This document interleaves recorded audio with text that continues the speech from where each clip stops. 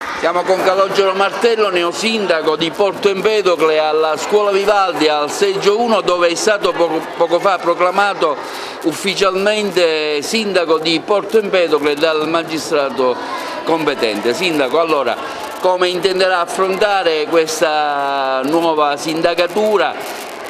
Insomma, un momento sicuramente bello da un lato, ma anche impegnativo. Sì, è chiaro che l'impegno per questa città deve essere totale e al 100%. Questa città, come abbiamo detto in campagna elettorale, ha bisogno di un impegno costante. Con la squadra ci metteremo immediatamente al lavoro perché è necessario cominciare a verificare qual è lo stato dell'arte. Alle 12 effettueremo il passaggio di consegne con il sindaco uscente e successivamente vedremo di riunire i dirigenti in modo tale da capire qual è la situazione dell'ente. È necessario lavorare per questa città, ne ha bisogno, ma riteniamo che la voglia, la capacità e l'impegno ci porteranno fuori dal guado. Quindi faccio un in bocca al lupo a me stesso e alla città di Porto Empedocle. Sindaco, una campagna elettorale sicuramente in sordina, la sua, che però ha dato dei frutti un po' insperati. Ma noi ci abbiamo sempre creduto, perché in politica 1+1 non fa 2. E poi è necessario cercare di tenere sempre bassi i toni e operare non cercando di provocare gli altri. La gente ormai è matura, la gente sa come scegliere il proprio candidato e al ballottaggio su 2 candidati ha scelto, la città ha scelto in modo chiaro e netto e quindi abbiamo adesso la legittimazione a governare. Il dato politico è che lei non ha fatto nessun apparentamento nonostante il candidato suo ne abbia fatto con gli altri, e questo sicuramente ha rafforzato forse l'immagine, diciamo, sua all'esterno. Ecco, come mai questa scelta di non apparentarsi e andare da soli? L'avevamo detto, l'ho detto già fin dall'inizio, l'apparentamento per noi non era una questione di vita o di morte, perché se 5 candidati al sindaco hanno scelto di presentarsi alle elezioni vuol dire che c'erano 5 idee diverse di sviluppo di questa città e il pensare che la vittoria a tutti i costi per una poltrona per noi non faceva parte del nostro progetto, quindi abbiamo deciso di correre da soli e poi la città ci ha premiati. Ecco, solitamente si fa la classica domanda: quale sarà il suo primo atto, diciamo, da sindaco e quali le priorità in questi primi 100 giorni? Gliela faccio anch'io.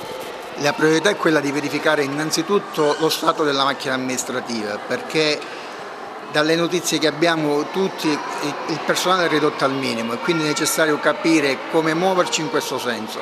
Vedremo nei prossimi giorni com'è lo stato dell'arte. Da qui a Natale, nei primi 100 giorni, è necessario ridare a questa città quello che è mancato negli ultimi anni, quel senso di comunità, fare in modo che anche quelle feste che sono quelle feste comandate ritornino ad essere un momento di gioia e non di passione, quindi lavoreremo per questo e cercheremo di mettercela tutta. Un pensiero anche all'impegno del partito di Forza Italia che, insomma, da Agrigento a Porto Empedocle ha vissuto anche momenti importanti in queste elezioni.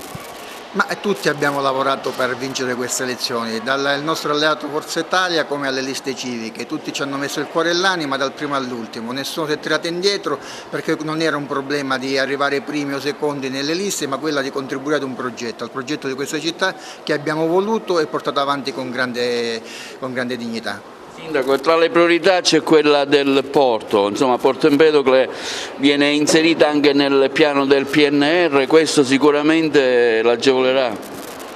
Il porto rappresenta da sempre il primo punto di partenza di questo comune. Porto Empedocle nasce come borgo marinaro e si sviluppa attorno ad un porto. Dare la centralità al porto è necessario e indispensabile. È chiaro che è necessario cominciare anche a rimodulare i rapporti con l'ente porto, perché il Comune di Porto Empedocle non può essere soltanto avvisato delle opere che si compiono quando le hanno già fatte altrove. Vogliamo partecipare pienamente allo sviluppo di questa città, di questo porto che rappresenta per noi il punto di partenza. Un'ultima richiesta, la sua giunta, lei ha nominato una giunta che porterà avanti, l'accompagnerà nel suo mandato. Quella giunta è una giunta che spero di confermare, però è chiaro che l'ho detto in precedenza e lo sanno anche gli amici che ci hanno accompagnato in questo viaggio, rimodiamo la giunta in funzione di quelle che sono le necessità di questa città, in modo tale da dare le migliori professionalità a questo Paese. Il primo atto che il Sindaco ha ritenuto di fare è la visita alla scuola Pirandello. Sindaco, un impegno anche verso un settore scolastico importante che lei continuerà anche durante il suo mandato. Sì, è chiaro che la scuola rappresenta insieme con l'amministrazione il punto di partenza dei ragazzi ed è quindi necessario che le due istituzioni collaborino e se da una parte e dall'altra vi è sintonia ritengo che i problemi possono essere affrontati e risolti in modo molto più semplice.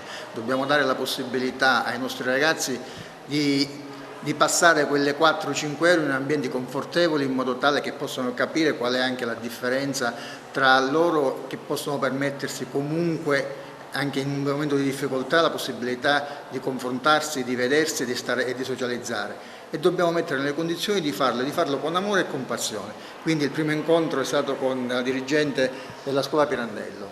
Sicuramente insomma, una bella cosa questa, Presidente. Lei da poco che quest'anno qui alla Pirandello a Porto Empedocle.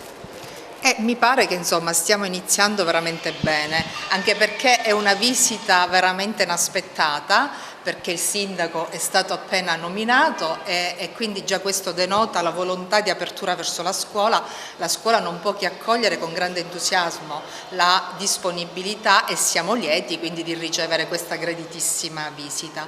Giustamente l'istituzione scolastica non può fare a meno dell'amministrazione, ma l'amministrazione deve puntare sulla scuola se vuole veramente progettare a lungo termine la formazione di un cittadino attivo, consapevole e che può dare un contributo anche alle generazioni successive.